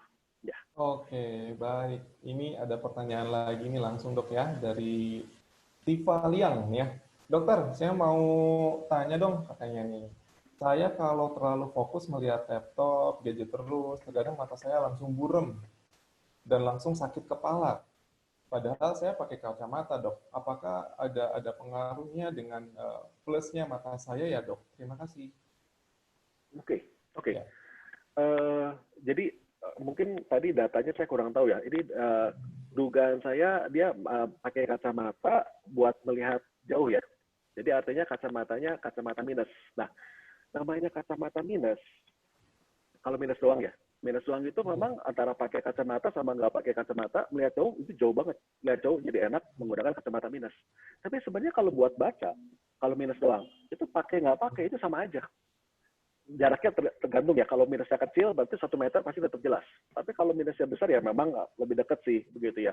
Tapi poin saya gini, jangan-jangan kalau melihat jauhnya jelas, tapi lihat dekatnya buram, jangan-jangan memang betul perlu plus. Jadi dibantu doping, supaya matanya nggak terlalu kerja, supaya bisa melihat dekatnya tetap jelas, begitu. Kalaupun sudah menggunakan lensa plus, jangan-jangan mungkin peruntukannya nggak sesuai. Jadi misalkan kita pakai progresif itu paling enak buat kayak nyetir ya, lihat jauh enak, lihat dashboard enak, terus lihat dekat pun enak begitu ya. Tapi kalau buat komputer, apalagi komputer yang monitornya tinggi, itu pasti nggak enak karena kita harus tengadah seperti ini begitu ya, supaya kita bisa menggunakan bagian plusnya. Jadi menurut saya sih kemungkinan ya entah kacamatanya kurang tepat atau kurang tepat. Karena kalau misalkan buat yang ada kacamata menggunakan kacamata astigmat atau kacamata silinder itu nggak enaknya apa? Lihat jauh buram, lihat dekat juga buram. Jadi otomatis kalau orang yang menggunakan kacamata silinder itu nanti kacamata jauhnya ada silindernya, dekat juga pasti ada silindernya.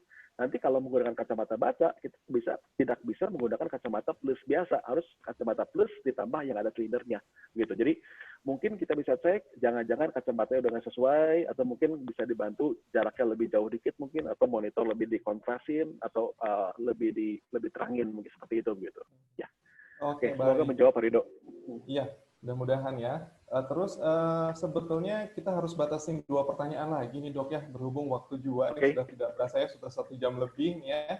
Mungkin saya batasi 2 pertanyaan aja nih. Mungkin pertanyaan yang pertama dari Supriyaro ya. Jadi secara ergonomis jarak dan posisi kita terhadap komputer berapa dok? Mungkin tadi sedikit sudah dibahas juga ya, termasuk pengaturan cahaya, sumber cahayanya gimana nih dok? Kemudian seberapa bahaya sinar biru buat mata, baik dari matahari maupun dari gadget nih dok? Oke. Secara ergonomis tadi udah, kalau baca buku yang dari perkumpulan yang tadi saya sempat bahas ya, itu perkumpulan ergonomis Indonesia itu dibahas sih di buku itu sebenarnya. Saya pikir saya setuju dengan itu. Saya pikir buku itu bagus sekali, buku e-book itu bagus. Jadi kalau buat komputer dikatakan 50 sampai 70 cm. Tapi menurut saya ya bukan berarti ketika duduk komputer kita selalu ukur dulu berapa jaraknya begitu ya. Tapi menurut saya sih sebutuhnya, senyamannya. Ya, prinsipnya lebih jauh lebih baik. Tapi makin jauh makin kecil kan gambarnya, mungkin nggak kelihatan gitu. Jadi kita atur sebutuhnya gitu. Tapi prinsipnya usahakan sejauh mungkin, tapi yang masih kelihatan gitu ya. Keterangan, ya saya pikir sebutunya. Saya lebih cenderung lebih rendah. Jadi istilahnya brightness-nya lebih rendah, tapi yang nyaman buat mata saya. Dan otomatis saya lebih menganjurkan ruangan itu jangan gelap. Jadi usahakan terangnya monitor sama terangnya ruangan itu simetris ya. Jadi istilahnya seimbang. Karena kalau monitor terlalu terang, ruangan gelap, saya pikir akan kurang nyaman. Atau sebaliknya, ruangan terlalu terang, tapi monitornya redup, akan nggak enak juga, gitu ya. Tapi kalau buat anak-anak, saya lebih prefer tadi, lebih cenderung komputer itu secukupnya juga, tapi cahaya ruangan itu lebih terang. Ya, ada kemungkinan cahaya terang ini memberikan efek perlindungan buat anak supaya dia nggak cepat minus. Tapi mohon maaf, sekali lagi saya harus garis bawahin, ada kemungkinan. Jadi artinya, mohon maaf yang saya katakan ini berdasarkan penelitian dan penelitian mengatakan ya dan ada penelitian juga mengatakan tidak gitu. Tapi menurut saya secara logika kelihatannya sih cahaya yang terang bisa membantu supaya anak lebih cepat minus gitu. Ya, Begitu Pak Rido. Baik, luar biasa. Ini pertanyaan terakhir nih dok nih dari Ibu Ya, oke, makasih. Yoyo nih ya. Ini sepertinya sempat konsul dengan dokter nih ya. Hai dok, saya Oke, usia 37 tahun ya. Saya pernah konsul sama dokter Abraham. Riwayat mata saya adalah mata plus dan karena mata lelah, saya lupa nama penyakitnya, kata dia dalam bahasa kedokteran. Jadi jika badan saya lelah, dampak pertama lebih ke mata. Terus saya mau tanya dok, pekerjaan saya adalah makeup artist dan fotografer yang rata-rata bisa seharian berhadapan dengan lampu LED. Lalu harus lanjut pada gadget, desktop untuk tahap pengeditan dan desain foto tersebut. Setelah bekerja seharian, saya merasa mata agak kurang nyaman nih dok. Dan apa ada tips dan saran untuk saya harus konsumsi vitamin atau lainnya di mana pekerjaan saya pasti nggak bisa pakai lampu LED tersebut gitu. Makasih sebelumnya. Oke. Saya pikir saya juga cukup kebayang ya masalah yang dihadapin ya. Ya otomatis saya nggak mungkin bilang ya jangan foto, ya nggak mungkin lah ya, orang tugas kita gitu ya. Saya juga nggak mungkin bilang editnya cuma 2 jam ya nggak mungkin juga ya, namanya dikejar target ya otomatis bisa seharian semalaman gitu ya. Tapi mungkin yang perlu saya sampaikan seperti ini. Ya ketika waktunya kita bisa istirahat, ketika waktunya katakanlah di luar job kita bisa istirahat lebih panjang, kenapa enggak? Jadi katakanlah kita kondisikan tubuh kita seoptimal mungkin, supaya ketika kita nanti menghadapi tantangan, kita tetap kuat. Jadi, kita biasakan olahraga, biasakan istirahat cukup, kalau perlu beberapa hari sebelum proyek tidur lebih lama, begitu ya. Kemudian makanan yang sehat dan manajemen stres. Nah, otomatis ketika melakukan pekerjaan kita yang nggak bisa kita tinggal, katakanlah harus mungkin bergadang gitu ya. Jadi dengan harapan kita lebih kuat begitu. Dan otomatis saran saya seperti sudah saya kemukakan, atur monitor, atur posisi supaya lebih nyaman. Ya mungkin dibantu dengan doping tetes mata, doping dengan vitamin, saya pikir bisa membantu juga gitu ya.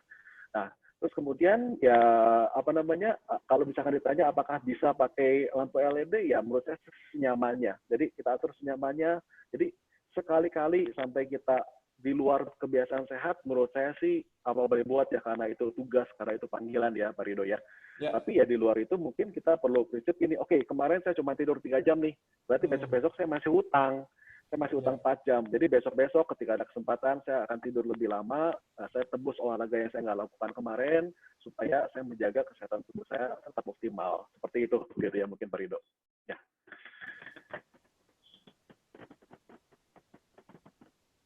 Halo, Pak Rido? Halo, mungkin agak sedikit gangguan ya, teman-teman semua. Agak lagi ya, oke tadi. Ya. Halo dok. Oke. Ya, silakan dok, dilanjut. Oke. Ya. Halo. Agak keputus Pak Rido, sorry. Ya, bisa diulangi Pak Rido?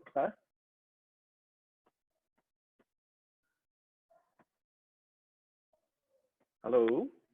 Oke, mungkin sinyal di Pak Rido lagi kurang baik ya. Oke, tapi tadi buat pertanyaan Caroline, rasanya udah cukup saya jawab ya begitu. Ya, halo dok, sorry tadi keputus nih. Ya. Oke. Saya lanjut aja nih, ada mungkin satu pertanyaan terakhir karena mungkin ini cukup menarik ya dok ya. Ini terakhir nih ya dari Afifa Komsatun ya. Selamat siang dokter, mata saya miop -7 ya, usia 52 tahun ya. Keluhan kalau naik motor malam hari nggak berani kencang, pelan-pelan sekali karena silau cahaya lampu-lampu motor dan mobil di jalan. Juga saat WFH lelah kalau sering di depan smartphone seperti itu. Mungkin sebaiknya gimana nih dok? Mungkin tips dan ya buat ibu ini. Ya. Oke. Kalau dari pengalaman ya, mohon maaf kalau saya bilang dari pengalaman berarti mungkin saya juga kurang tepat gitu ya. Tapi saya harus katakan begini, biasa aja kalau sampai silau, apalagi malam-malam itu khas banget buat astigmat biasanya. Jadi ada sindernya. Cuman seringkali waktu kita periksa di optik, ketika minusnya ditinggiin, seolah-olah sindernya hilang.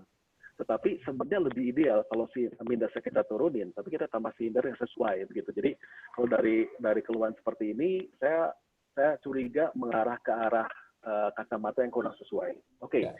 Tapi kalau kita cek ternyata kacamata masih sesuai, mungkin kemungkinan yang kedua adalah mata ibu memang tipe yang sensitif terhadap cahaya gitu ya. Jadi saya memang tiap orang itu ya built-in-nya beda-beda gitu. Sayangnya bukan kayak TV atau monitor ya. Kalau monitor tinggal kita brightness kita gedein atau kecilin gitu ya sesuai dengan kebutuhan kita. Tapi mata nggak bisa. Jadi otomatis ya karena ibu sensitif terhadap cahaya ya mungkin terpaksa kacamata yang mungkin yang bisa ditint atau diwarnain mungkin ya seperti itu. Atau ya tipsnya kalau misalnya lagi silau kepaksa kita lihatnya jangan ke arah lampu lawan tapi lebih ke arah ke pinggir jalan dan pastikan bahwa keadaan kita aman, tidak terlalu pinggir dan tidak terlalu tengah.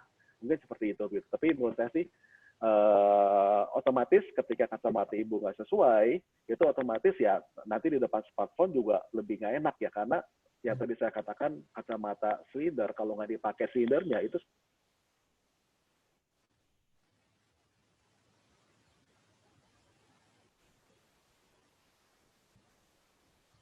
Halo?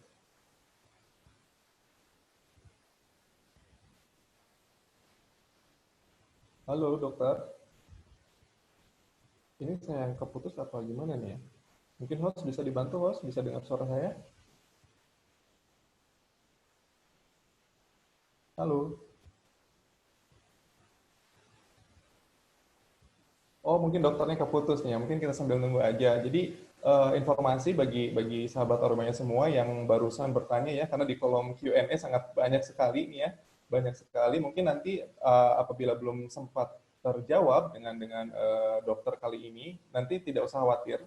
Kita akan jawab ya, tapi nanti akan kita kirimkan jawabannya lewat email yang sudah dikirimkan pada saat register di awal ya, teman-teman ataupun sahabat Aromanya semua ya. Jadi tidak usah khawatir.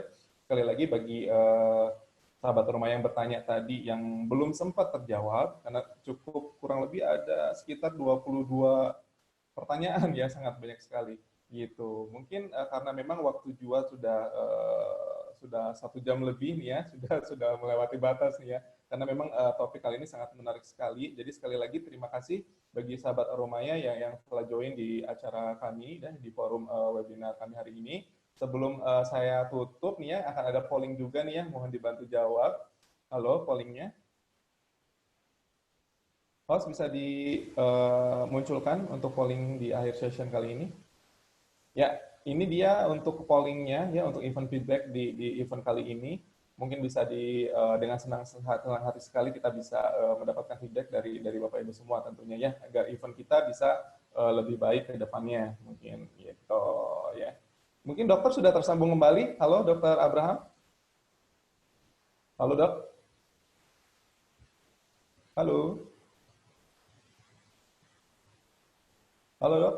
Wah, mungkin belum mendengar suara saya juga ya. Mungkin cukup sekian dulu ya dari kami forum webinar kali ini. Dan cukup menarik juga pembicaraan hari ini. Mungkin saya bisa tarik kesimpulan bahwa kita harus bisa lebih aware lagi ya terhadap kesehatan mata kita juga ya tentunya. Mudah-mudahan sahabat Aromaya semua dengan topik yang kita berikan pada hari ini bisa menambah wawasan kita terhadap kesehatan mata, terus juga bisa bisa ada tips dan trik tadi dari dokternya ya, gimana caranya kita merawat mata kita seperti itu.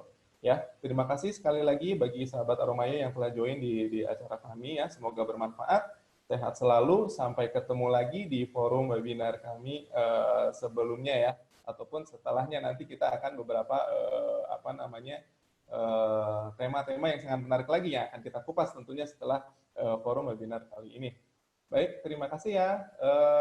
Sebelumnya, bagi sahabat Aromaya semua yang telah join, sekali lagi sampai jumpa, selamat sore, dan tetap sehat selalu. Bye.